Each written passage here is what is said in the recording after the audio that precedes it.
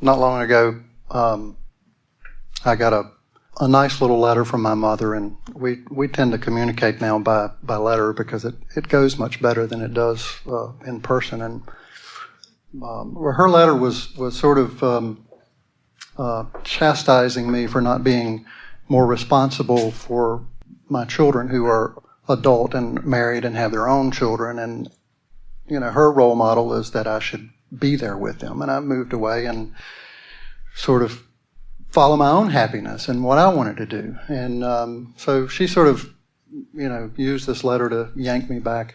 I mean, what could make you feel worse than to think that your mother doesn't love you? It's like...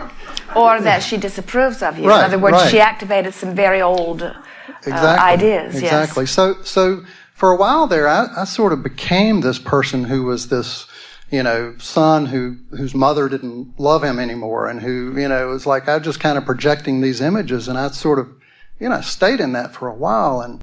And one day my wife said, if a lightning bolt hit right now, it would snap you out of it just like that. It would change your perspective so quickly.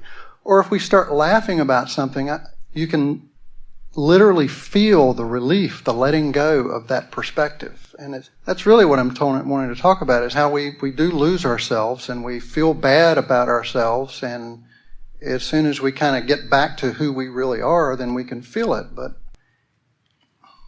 let's take the subject and hit it head on for just a little bit. So you are a believer that you are the creator of your own reality. Yeah. We can feel that you know this. And you are also a believer that your children do too. Mm-hmm. And you understand this business of self-empowerment. And you understand the joy of it because you have lived it. And you also understand how it does not feel so good to not be self-empowered. And so there's a part of you that wants to allow your children their opportunity for self-empowerment. Mm-hmm. Now, as you think back about your mother and your relationship with her, your self-empowerment was sort of a determined thing that was born out of your relationship with your mother. In other words, you sort of became self-empowered in spite of her. Right. And so you made some decisions, and they felt good while you were making them. And as you were making these decisions, you did not look back with much, or we would dare say, any regret. In other words, you have been following your bliss is not too strong of a word, and you made your world in the way that felt right to you. Now, someone else who has lived with you and known you and loved you and always will, which is your mother, will never be able to understand your perspective. Her life, her world, the way she's approached things, you would never, if you had 100 years and you started now to convey and converse with her, you would never be able to make her understand your point of view. It is not a possible thing. The words generation gap are far too mild to even begin to explain all that you have come to know. And so you just could not do it, no matter how long you tried. But you still care about her, and you still want her to be joyful, and you want her to see you in a good light, because those are things that you've felt all of your life. You've always wanted to be appreciated by those that you care about. So as your mother, living her world and coming to her conclusions about the condition of the lives of your children who she cares about and their children who she cares about, in her inability to figure out what to do, she took a path of least resistance that actually felt better to her. It felt much better to her to be mad at you about this than to worry about them. It was actually a path of lesser resistance for her to put it all on your plate than it was to let them be responsible, because you've always been the responsible one. You look like the one who could carry it more easily. In other words, while these are very nice people, she does not see them as responsible as she sees you. So when she sees things not going well, when the crevasse between what she would like for them and what they're actually living seems to be separated, the only relief that she knew to find was to lay it at your doorstep. And believe it or not, she did get some relief from that. As we were saying earlier, sometimes anger feels better than regret. And anger always feels better than guilt. So we think she took the path of less resistance and sort of laid it on your doorstep. Ordinarily, you're in a place where that would just sort of roll off of you. Right. But for some reason, because of the intensity of it, in other words, some factors or whatever, because your desire for the independence of your children is one thing. Your desire for the well-being of your mother is something else altogether. So something in that. What do you think happened in that? Can you feel something that shot up, some activation? In other words, something that made you feel more around it. What was the sore spot? Oh, absolutely. Yeah, the incident that stirred it is my daughter actually took an overdose and wound up in the hospital and then in a rehab facility. And so what I was feeling preceding this letter is my own guilt about, I was activating that. It's like, well, I should be there, so it was almost like opening the door for my mother to say the same thing, I guess. And so, which is why it made it feel so bad, because I was already having those feelings myself. But here's the thing that we're wanting to give to you, because we notice with so many of you who have become true practicing deliberate creators, that when you find yourself not able to keep your balance for whatever reason, then you beat up on yourself even more for not keeping your balance.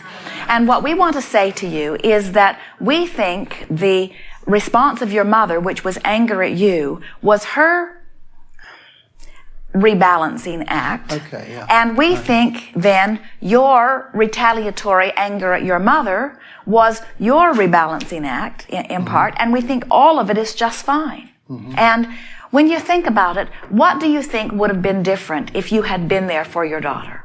When you lay it out logically, in other words, do you think every thought with her? Do you go everywhere with her? When she finds a thought that doesn't feel good to her, are you there to rebalance it? Is it your responsibility? In other words, is someone else's vibrational balance your responsibility? And even if it were, could you tend to it?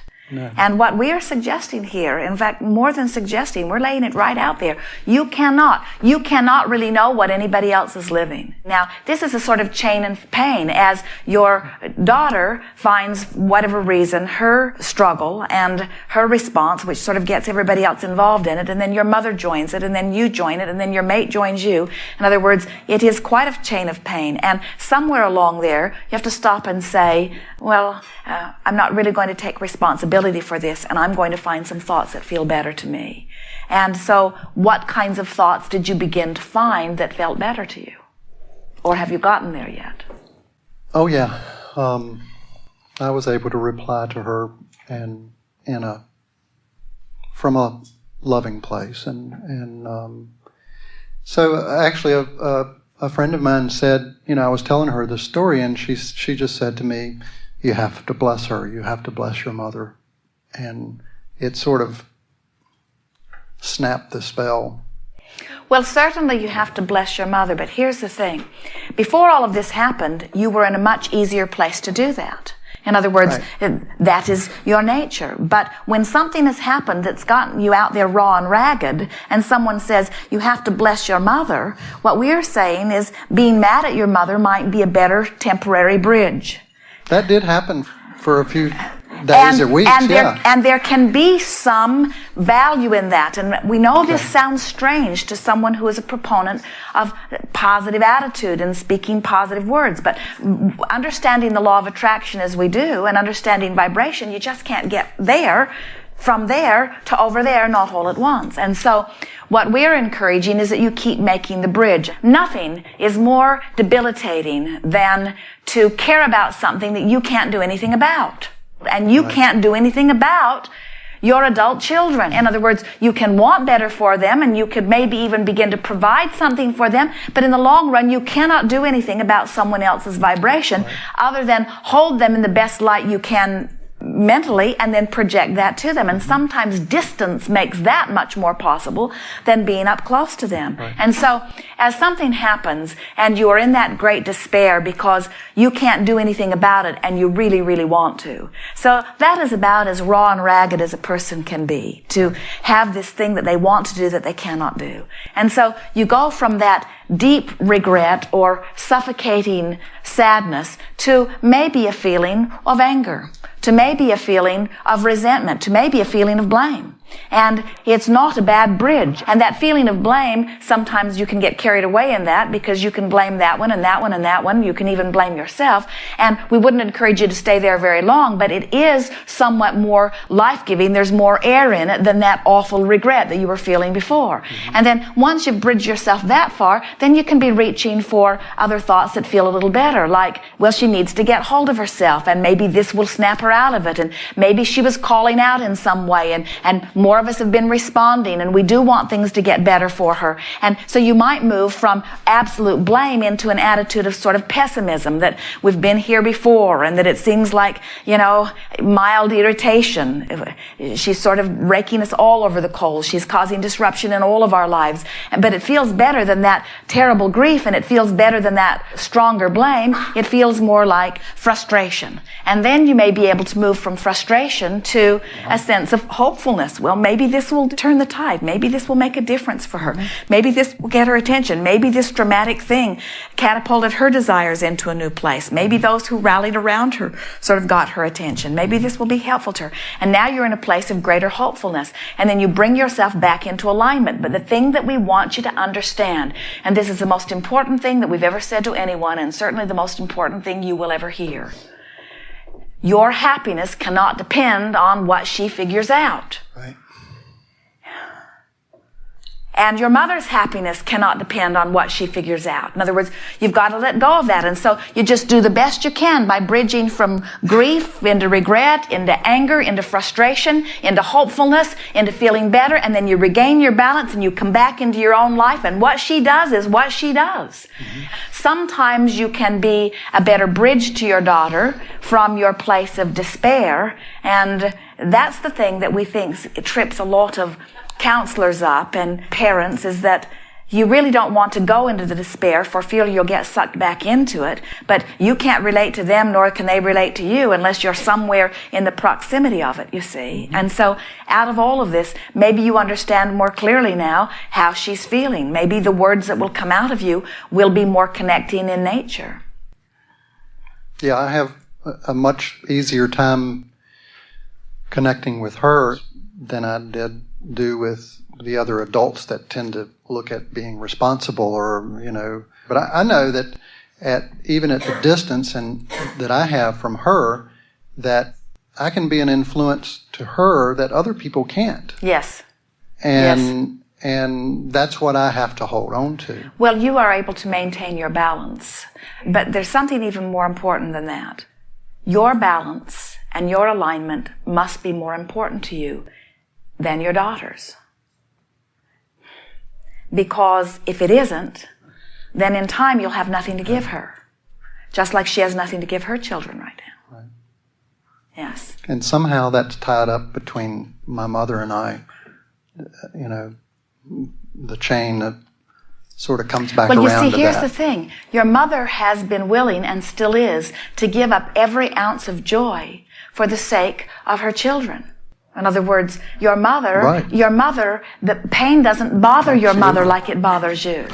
In other words, she's been beating that drum. There's no sacrifice there. When you wake up and you're ornery and you wake up and you're complaining, then dealing with a little more trauma is not nearly as painful as when you have reemerged back into pure positive energy.